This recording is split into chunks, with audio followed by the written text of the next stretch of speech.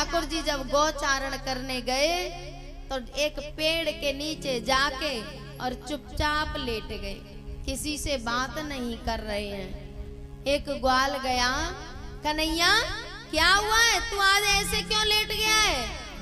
ठाकुर जी ने कहा नहीं, आज मेरा खेलने का मन नहीं है। उसने कहा नहीं कन्हैया, ये तो गलत बात है, और तू एकांत में आके लेट गया है, ये कौन सी बात है, चल खेलेंगे। बोले नहीं, मुझे लगता है कि अब हमारा खेलने का समय पूरा हो गया, अब बिछुड़ने का समय आ गया। ग्वाल ने ठाकुर जी के मुंह पे हाथ रख लिया, नहीं भैया ऐसा मत कह, हम तो तेरे बिना जिंदा नहीं रहेंगे। ठाकुर जी ने कहा कर मन सो मिलवा कर मई तो बिछुड़ा, बाबल कर्म संभार ले आंसू काहे बहा। भैया ये मिलना बिछुड़ना हमारे कर्मों के अनुसार होता है, और कोई भी जीवन भर किसी के साथ नहीं रहता। अब हमारी लीलाएं पूरी हो गई, अब बिछुड़ने का समय आ गया। वो ग्वाल दूसरे ग्वालों के पास गया और कहा कि आज कान्हा कैसी बात कर रहा है। और सब ग्वाल आए ठाकुर जी के पास, लाला तुझे क्या हुआ है? बोले भैया मुझे कुछ नहीं हुआ। तो तू आज ना तो कुछ कहता है, ना बोलता है, ना कुछ खाता है, ना पीता है, ऐसे उदास क्यों पड़ा है? ठाकुर जी ने कहा भैया अब हमारे बिछुड़ने का समय आ गया है, और अब मेरा मन नहीं करता खेलने का। सारे ग्वाल वालों ने एक दूसरे से कह दी। और जब शाम होती थी ना, तो गोपियां अपने दरवाजों पे खड़ी हो जाती थी फूल ले लेके, और ठाकुर जी आते थे तो उनके ऊपर फूल डालती, और ठाकुर जी उनकी तरफ एक दृष्टि डाल देते तो वो गोपियां प्रसन्न हो जाती।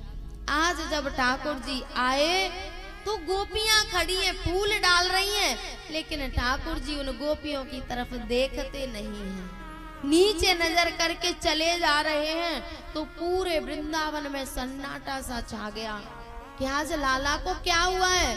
नहीं तो कैसे कैसे संकट आए और उनमें भी वो मुस्कुराता रहता था, लेकिन आज ऊपर भी नहीं देख रहा। अब तो जैसे ही ठाकुर जी के दर्शन किए तो सबके कानाफूसी होने लग गई कि कोई न कोई बात है। ठाकुर जी जैसे ही गौशाला में पहुंचे, गाय बांध रहे थे, वहीं अक्रूर जी आ गए। दोनों भैयाओं ने अक्रूर जी को प्रणाम किया। अक्रूर जी ने दोनों भैया सीने से लगा लिए। ठाकुर जी ने कहा काका मुझे पता है आप क्यों आए हैं, लेकिन अभी मेरी मैया को ये बात मत बताना। रात्रि को सबने भोजन किया, विश्राम किया, और वृंदावन की सारी गोपियां यशोदा मैया के दरवाजे पे आके रोने लगी। यशोदा मैया की आंख खोली, अरे ये गोपियां क्यों रो रही हैं, क्या संकट आ गया? मैया ने कहा गोपियों तुम क्यों रो रही हो, क्या हुआ? गोपियों ने कहा मैया तू सच में बहुत भोली है। अरे तुझे पता है इस ब्रज पे संकट आ गया है, हमारा लाला सुबह यहाँ से जा रहा है। यशोदा मैया ने कहा नहीं गोपियों ऐसा नहीं हो सकता, मेरा लाला कहीं नहीं जा रहा, तुम झूठ बोल रही हो। गोपियां विधाता से गाली देने लग गईं।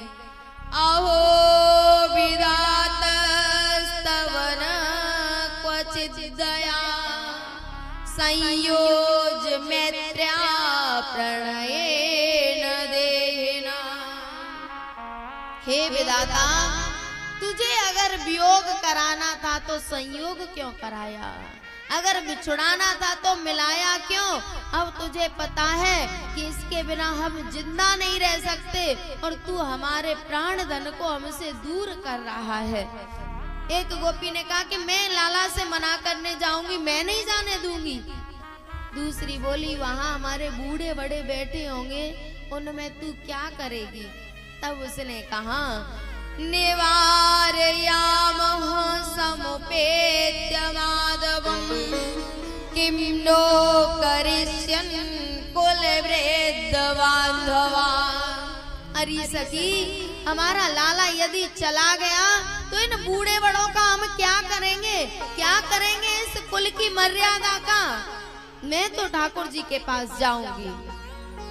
मैया लाला के पास गई और लाला से कहा, लाला तू कहीं जा रहा है? लाला ने कहा, नहीं मैया, मैं कहीं नहीं जा रहा। बोले, तू मुझसे झूठ तो नहीं बोल रहा?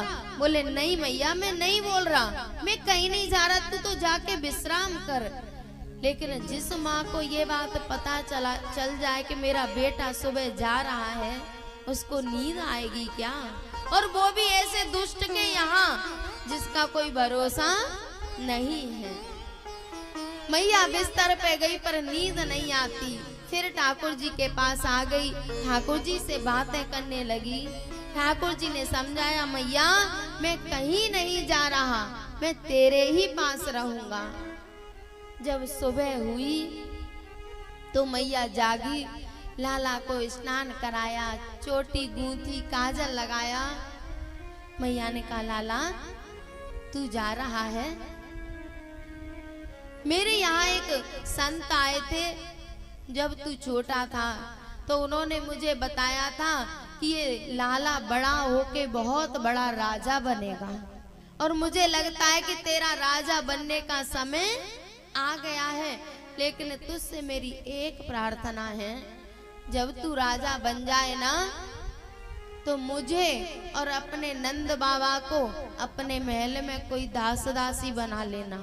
हम तेरे बिना रह तो सकते नहीं है, पर हम तेरे दास दासी बन के रह लेंगे और कभी किसी से नहीं कहेंगे कि ये लाला हमारा बेटा है।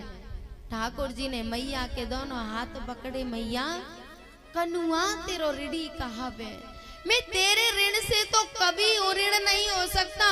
तू कैसी बात कर रही है मेरी माँ, और तू मेरी यहाँ दास दासी बन के रहेगी? मैया मैं बस 2 दिन में वापस आ रहा हूँ, तू चिंता मत कर। भैया सारे ग्वाल बाल ठाकुर जी से प्रार्थना कर रहे हैं। बोले, लाला मत जाओ, तुम्हारे बिना हमारी जिंदगी नहीं है। और जैसे ठाकुर जी रथ पे बैठे तो यशोदा मैया मूर्छित होके गिर पड़ी। ठाकुर जी उतरे, यशोदा मैया को गोदी में उठाया माँ, और जैसे आंखें खुली तो दोनों आंखों से आंसू निकल गए। माँ देख, अभी मैं तेरे सामने हूँ, मैं गया नहीं हूँ। मैया मैं सच कह रहा हूँ, मैं परसों आ जाऊंगा। और मैया को सांत्वना बना के जैसे ही रथ पे बैठे तो सारे ब्रजवासी ठाकुर जी को रो रो के प्रार्थना कर रहे हैं, सब रो रहे हैं।